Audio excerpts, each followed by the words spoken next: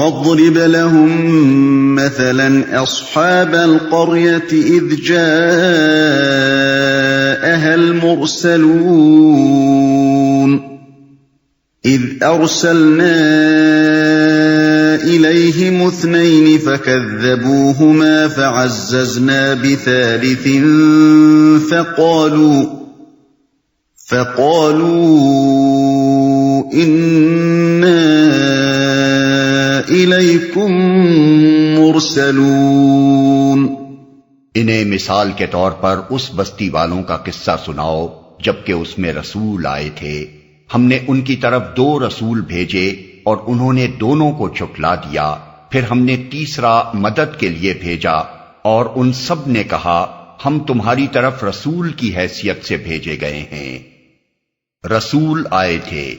قدیم مفسرین بالعموم اس طرف گئے ہیں کہ اس بستی سے مراد شام کا شہر انطاکیہ ہے، اور جن رسولوں کا ذکر یہاں کیا گیا ہے انہیں حضرت عیسیٰ علیہ السلام نے تبلیغ کے لیے بھیجا تھا۔ اس سلسلے میں قصے کی جو تفصیلات بیان کی گئی ہیں ان میں سے ایک بات یہ بھی ہے کہ اس زمانے میں انتیخش اس علاقے کا بادشاہ تھا، لیکن یہ سارا قصہ ابن عباس، قتادہ، اکرمہ، کعب احبار اور وہب بن منبہ وغیرہ بزرگوں نے عیسائیوں کی غیر مستند روایات سے اخذ کیا ہے اور تاریخی حیثیت سے بالکل بے بنیاد ہے۔ انطاکیہ میں سلوقی خاندان یعنی سیلوسڈ ڈائنسٹی کے 13 بادشاہ اینٹیوکس کے نام سے گزرے ہیں، اور اس نام کے آخری فرما روا کی حکومت بلکہ خود اس خاندان کی حکومت بھی 65 قبل مسیح میں ختم ہو گئی تھی۔ حضرت عیسیٰ علیہ السلام کے زمانے میں انطاکیہ سمیت شام و فلسطین کا پورا علاقہ رومیوں کے زیر نگین تھا۔ پھر عیسائیوں کی کسی مستند روایت سے اس بات کا کوئی ثبوت نہیں ملتا کہ خود حضرت عیسیٰ علیہ السلام نے اپنے حواریوں میں سے کسی کو تبلیغ کے لیے انطاکیہ بھیجا ہو۔ اس کے برعکس بائبل کی کتاب اعمال سے معلوم ہوتا ہے کہ واقع صلیب کے چند سال بعد عیسائی مبلغین پہلی مرتبہ وہاں پہنچے تھے۔ اب یہ ظاہر ہے کہ جن لوگوں کو نہ اللہ نے رسول بنا کر بھیجا ہو نہ اللہ کے رسول نے مامور کیا ہو، وہ اگر بطور خود تبلیغ کے لیے نکلے ہوں تو کسی تعویل کی روح سے بھی وہ اللہ کے رسول قرار نہیں پا سکتے۔ علاوہ بریں بائبل کے بیان کی روح سے انطاکیہ پہلا شہر ہے جہاں کثرت سے غیر اسرائیلیوں نے دین مسیح کو قبول کیا اور مسیحی کلیسا کو غیر معمولی کامیابی نصیب ہوئی۔ حالانکہ قرآن جس بستی کا ذکر یہاں کر رہا ہے وہ کوئی ایسی بستی تھی جس نے رسولوں کی دعوت کو رد کر دیا اور بالآخر عذاب الہی کی شکار ہوئی۔ تاریخ میں اس امر کا بھی کوئی ثبوت نہیں ملتا کہ انطاکیہ پر ایسی کوئی تباہی نازل ہوئی ہو جسے انکار رسالت کی بنا پر عذاب قرار دیا جا سکتا ہو۔ ان وجوہ سے یہ بات ناقابل قبول ہے کہ اس بستی سے مراد انطاکیہ ہے۔ بستی کا تعین نہ قرآن میں کیا گیا ہے نہ کسی صحیح حدیث میں، بلکہ یہ بات بھی کسی مستند ذریعے سے معلوم نہیں ہوتی کہ یہ رسول کون تھے اور کس زمانے میں بھیجے گئے تھے۔ قرآن مجید جس غرض کے لیے یہ قصہ یہاں بیان کر رہا ہے اسے سمجھنے کے لیے بستی کا نام اور رسولوں کے نام معلوم ہونے کی کوئی ضرورت نہیں ہے۔ قصے کے بیان کرنے کی غرض قریش کے لوگوں کو یہ بتانا ہے کہ تم ہٹ دھرمی، تعصب اور انکار حق کی اسی روش پر چل رہے ہو جس پر اس بستی کے لوگ چلے تھے، اور اسی انجام سے دوچار ہونے کی تیاری کر رہے ہو جس سے وہ دوچار ہوئے۔ قالوا ما انتم الا بشر مثلنا وما انزل الرحمن من شيء ان انتم الا تكذبون۔ بستی والوں نے کہا تم کچھ نہیں ہو مگر ہم جیسے چند انسان، اور خدائے رحمان نے ہرگز کوئی چیز نازل نہیں کی ہے، تم محض جھوٹ بولتے ہو، ہم جیسے چند انسان۔ دوسرے الفاظ میں ان کا کہنا یہ تھا کہ تم چونکہ انسان ہو اس لیے خدا کے بھیجے ہوئے رسول نہیں ہو سکتے۔ یہی خیال کفار مکہ کا بھی تھا۔ وہ کہتے تھے کہ محمد صلی اللہ علیہ وسلم رسول نہیں ہیں کیونکہ وہ انسان ہیں۔ وقالوا ما لهذا الرسول یاکل الطعام ویمشی فی الاسواق، الفرقان آیت 7۔ وہ کہتے ہیں کہ یہ کیسا رسول ہے جو کھانا کھاتا ہے اور بازاروں میں چلتا پھرتا ہے۔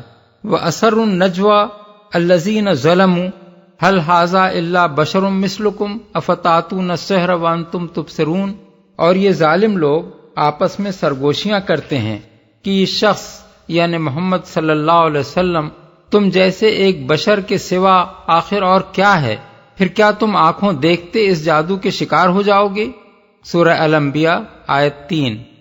قرآن مجید کفار مکہ کے اس جاہلانہ خیال کی تردید کرتے ہوئے بتاتا ہے کہ یہ کوئی نئی جہالت نہیں ہے جو آج پہلی مرتبہ ان لوگوں سے ظاہر ہو رہی ہو، بلکہ قدیم ترین زمانے سے تمام جہلا اسی غلط فہمی میں مبتلا رہے ہیں کہ جو بشر ہے وہ رسول نہیں ہو سکتا اور جو رسول ہے وہ بشر نہیں ہو سکتا۔ قوم نوح کے سرداروں نے جب حضرت نوح علیہ السلام کی رسالت کا انکار کیا تھا تو یہی کہا تھا، ما ھذا الا بشر مثلکم یرید ان یتفضل علیکم ولو شاء اللہ لانزل ملائکۃ ما سمعنا بھذا فی آبائنا الاولین۔ یہ شخص اس کے سوا کچھ نہیں ہے کہ ایک بشر ہے تم ہی جیسا اور چاہتا ہے کہ تم پر اپنی فضیلت جمائے، حالانکہ اگر اللہ چاہتا تو فرشتے نازل کرتا۔ ہم نے تو یہ بات کبھی اپنے باپ دادا سے نہیں سنی کہ انسان رسول بن کر آئے۔ سورہ المومنون آیت 24۔ قوم عاد نے یہی بات حضرت ہود علیہ السلام کے متعلق کہی تھی، ما ھذا الا بشر مثلکم یاکل مما تاکلون منہ ویشرب مما تشربون وَلَئِنْ أَطَعْتُمْ بَشَرًا مِثْلَكُمْ إِنَّكُمْ إِذًا لَخَاسِرُونَ۔ یہ شخص کچھ نہیں ہے مگر ایک بشر تم ہی جیسا، کھاتا ہے وہی کچھ جو تم کھاتے ہو اور پیتا ہے وہی کچھ جو تم پیتے ہو۔ اب اگر تم نے اپنے ہی جیسے ایک بشر کی اطاعت کر لی تو تم بڑے گھاٹے میں رہے۔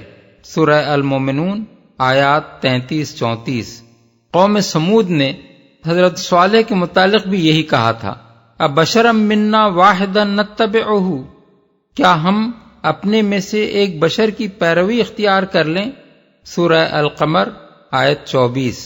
اور یہی معاملہ قریب قریب تمام انبیاء کے ساتھ پیش آیا کہ کفار نے کہا ان انتم الا بشر مثلنا، یعنی تم کچھ نہیں ہو مگر ہم جیسے بشر، اور انبیاء نے ان کو جواب دیا کہ ان نحن الا بشر مثلکم ولکن اللہ یمن علی من یشاء من عبادہ، یعنی واقعی ہم تمہاری طرح کے بشر کے سوا کچھ نہیں ہیں مگر اللہ اپنے بندوں میں سے جس پر چاہتا ہے عنایت فرماتا ہے۔ سورہ ابراہیم آیات 10-11۔ اس کے بعد قرآن مجید کہتا ہے کہ یہی جاہلانہ خیال ہر زمانے میں لوگوں کو ہدایت قبول کرنے سے باز رکھتا رہا ہے، اور اسی بنا پر قوموں کی شامت آئی ہے۔ الم یاتکم نبأ الذین کفروا من قبل فذاقوا وبال امرہم ولہم عذاب علیم ذالک بانہ کانت تاتیہم رسلہم بالبینات فقالوا ابشر یہدوننا فکفروا وتولوا۔ کیا انہیں ان لوگوں کی خبر نہیں پہنچی جنہوں نے اس سے پہلے کفر کیا تھا اور پھر اپنے کیے کا مزہ چکھ لیا، اور آگے ان کے لیے دردناک عذاب ہے۔ یہ سب کچھ اس لیے ہوا کہ ان کے پاس ان کے رسول کھلی کھلی دلیلیں لے کر آتے رہے، مگر انہوں نے کہا کیا اب انسان ہماری رہنمائی کریں گے؟ اسی بنا پر انہوں نے کفر کیا اور منہ پھیر گئے۔ سورہ تغابن آیت 6۔ وما منع الناس ان يؤمنوا اذ جاءهم الهدى الا ان قالوا ابعث اللہ بشر رسولا، یعنی لوگوں کے پاس جب ہدایت آئی تو کوئی چیز انہیں ایمان لانے سے روکنے والی اس کے سوا نہ تھی کہ انہوں نے کہا کیا اللہ نے بشر کو رسول بنا کر بھیج دیا؟ سورہ بنی اسرائیل آیت 94۔ پھر قرآن مجید پوری صراحت کے ساتھ کہتا ہے کہ اللہ نے ہمیشہ انسانوں ہی کو رسول بنا کر بھیجا ہے، اور انسان کی ہدایت کے لیے انسان ہی رسول ہو سکتا ہے، نہ کہ کوئی فرشتہ یا بشریت سے بالا تر کوئی ہستی۔ وما ارسلنا قبلک الا رجالا نوحی الیہم فاسألوا اہل الذکر ان کنتم لا تعلمون وما جعلناہم جسدا لا یأکلون الطعام وما کانوا خالدین، یعنی ہم نے تم سے پہلے انسانوں ہی کو رسول بنا کر بھیجا ہے جن پر ہم وحی کرتے تھے، اگر تم نہیں جانتے تو اہل علم سے پوچھ لو، اور ہم نے ان کو ایسے جسم نہیں بنایا تھا کہ وہ کھانا نہ کھائیں اور نہ وہ ہمیشہ جینے والے تھے۔ سورہ الانبیاء آیات 7-8۔ وما ارسلنا قبلک من المرسلین الا انہم لیأکلون الطعام ویمشون فی الاسواق، یعنی ہم نے تم سے پہلے جو رسول بھی بھیجے تھے وہ سب کھانا کھاتے تھے اور بازاروں میں چلتے پھرتے تھے۔ سورہ الفرقان آیت 20۔ قل لو کان فی الارض ملائکۃ یمشون مطمئنین لنزلنا علیہم من السماء ملکا رسولا، یعنی اے نبی ان سے کہو کہ اگر زمین میں فرشتے اطمینان سے چل پھر رہے ہوتے تو ہم ان پر فرشتے ہی کو رسول بنا کر نازل کرتے۔ سورہ بنی اسرائیل آیت 95۔ کوئی چیز نازل نہیں کی ہے۔ یہ ایک اور جہالت ہے جس میں کفار مکہ بھی مبتلا تھے اور آج کے نام نہاد اقلیت پسند لوگ بھی مبتلا ہیں، اور قدیم ترین زمانے سے ہر زمانے کے منکرین وحی و رسالت اس میں مبتلا رہے ہیں۔ ان سب لوگوں کا ہمیشہ سے یہ خیال رہا ہے کہ اللہ تعالیٰ سرے سے انسانی ہدایت کے لیے کوئی وحی نازل نہیں کرتا، اس کو صرف عالم بالا کے معاملات سے دلچسپی ہے، انسانوں کا معاملہ اس نے خود انسانوں ہی پر چھوڑ رکھا ہے۔ قالوا ربنا يعلم إنا إليكم لمرسلون وما علينا إلا البلاغ المبين۔ رسولوں نے کہا ہمارا رب جانتا ہے کہ ہم ضرور تمہاری طرف رسول بنا کر بھیجے گئے ہیں، اور ہم پر صاف صاف پیغام پہنچا دینے کے سوا کوئی ذمہ داری نہیں ہے۔ یعنی ہمارا کام اس سے زیادہ کچھ نہیں ہے کہ جو پیغام تم تک پہنچانے کے لیے اللہ رب العالمین نے ہمارے سپرد کیا ہے وہ تمہیں پہنچا دیں۔ اس کے بعد تمہیں اختیار ہے کہ مانو یا نہ مانو۔ یہ ذمہ داری ہم پر نہیں ڈالی گئی ہے کہ تمہیں زبردستی منوا کر ہی چھوڑیں، اور اگر تم نہ مانو گے تو تمہارے کفر میں ہم نہیں پکڑے جائیں گے، بلکہ اپنے اس جرم کی جواب دہی تم کو خود ہی کرنی پڑے گی۔ قالوا إنا تطيرنا بكم لئن لم تنتهوا لنرجمنكم وليمسنكم منا عذاب أليم۔ بستی والے کہنے لگے ہم تو تمہیں اپنے لیے فال بد سمجھتے ہیں، اگر تم باز نہ آئے تو ہم تم کو سنگسار کر دیں گے اور ہم سے تم بڑی دردناک سزا پاؤ گے۔ فال بد سمجھتے ہیں، اس سے ان لوگوں کا مطلب یہ تھا کہ تم ہمارے لیے منحوس ہو، تم نے آ کر ہمارے معبودوں کے خلاف جو باتیں کرنی شروع کی ہیں ان کی وجہ سے دوتا ہم سے ناراض ہو گئے ہیں، اور اب جو آفت بھی ہم پر نازل ہو رہی ہے وہ تمہاری بدولت ہی ہو رہی ہے۔ ٹھیک یہی باتیں عرب کے کفار و منافقین نبی صلی اللہ علیہ وسلم کے بارے میں کہا کرتے تھے۔ وَإِن تُصِبْهُمْ سَيِّئَةٌ يَقُولُوا هَٰذِهِ مِنْ عِندِكَ، یعنی اگر انہیں کوئی تکلیف پہنچتی ہے تو کہتے ہیں کہ یہ تمہاری بدولت ہے۔ سورہ النساء آیت 77۔ اسی لیے قرآن مجید میں متعدد مقامات پر ان لوگوں کو بتایا گیا ہے کہ ایسی جاہلانہ باتیں قدیم زمانے کے لوگ بھی اپنے انبیاء کے متعلق کہتے رہے ہیں۔ قوم سمود اپنے نبی سے کہتی تھی اطیرنا بک وبمن معک، یعنی ہم نے تم کو اور تمہارے ساتھیوں کو منحوس پایا ہے۔ سورہ النمل آیت 47۔ اور یہی رویہ فرعون کی قوم کا بھی تھا کہ فَإِذَا جَاءَتْهُمُ الْحَسَنَةُ قَالُوا لَنَا هَٰذِهِ وَإِن تُصِبْهُمْ سَيِّئَةٌ يَطَّيَّرُوا بِمُوسَىٰ وَمَن مَّعَهُ، یعنی جب ان پر اچھی حالت آتی تو کہتے کہ یہ ہماری خوش نصیبی ہے، اور اگر کوئی مصیبت ان پر آ پڑتی تو اسے موسیٰ اور ان کے ساتھیوں کی نحوست قرار دیتے۔ سورہ الاعراف آیت 130۔ قالوا طائركم معكم أئن ذكرتم بل أنتم قوم مسرفون۔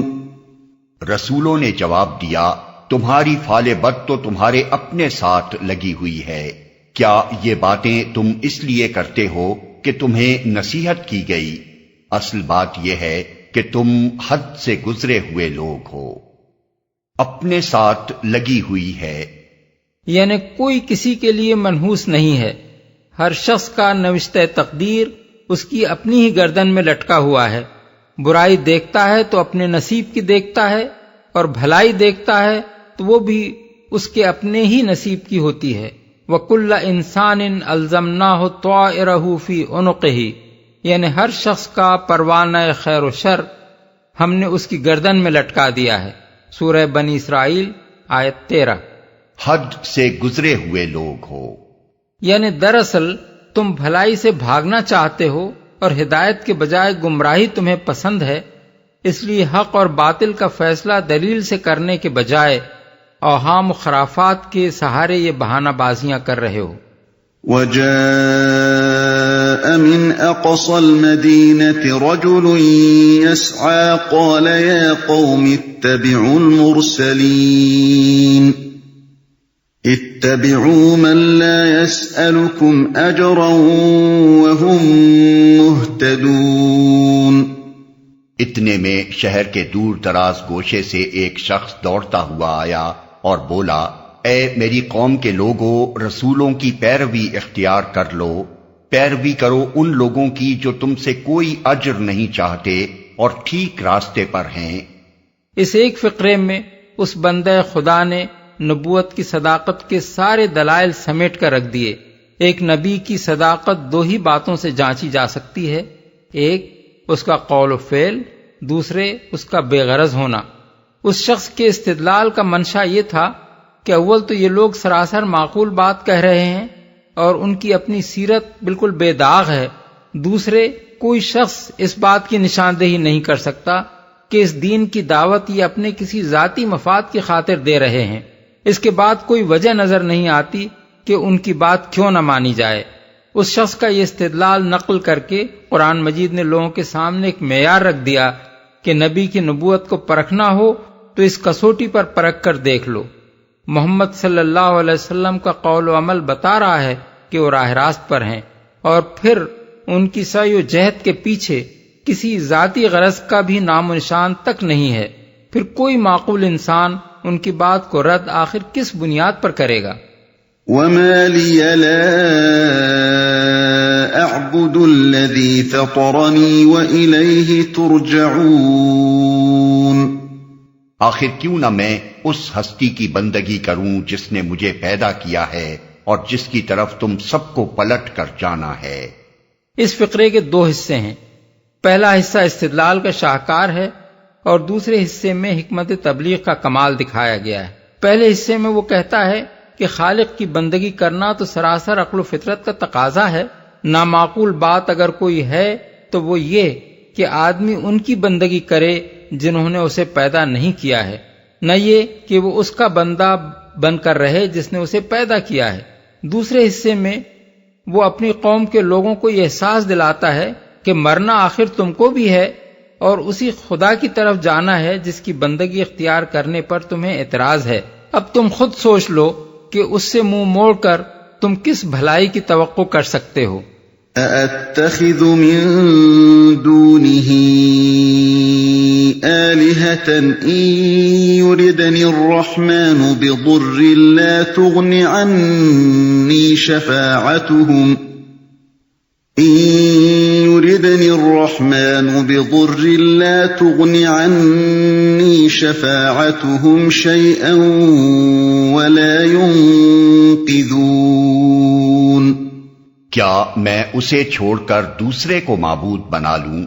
حالانکہ اگر خدائے رحمان مجھے کوئی نقصان پہنچانا چاہے تو نہ ان کی شفاعت میرے کسی کام آ سکتی ہے اور نہ وہ مجھے چھڑا ہی سکتے ہیں۔ یعنی نہ وہ خدا کے ایسے چہیتے ہیں کہ میں صریح جرم کروں اور وہ محض ان کی سفارش پر مجھے معاف کر دے، اور نہ ان کے اندر اتنا زور ہے کہ خدا مجھے سزا دینا چاہے اور وہ اپنے بلبوتے پر مجھے چھڑا لے جائیں۔ انی اذا لفی ضلال مبین انی آمنت بربکم فاسمعون۔ اگر میں ایسا کروں تو میں سری گمراہی میں مبتلا ہو جاؤں گا۔ میں تو تمہارے رب پر ایمان لے آیا، تم بھی میری بات مان لو۔ اگر میں ایسا کروں، یعنی یہ جانتے ہوئے بھی اگر میں ان کو معبود بناؤں، تمہارے رب پر ایمان لے آیا۔ اس فقرے میں پھر حکمت تبلیغ کا ایک لطیف نکتہ پوشیدہ ہے۔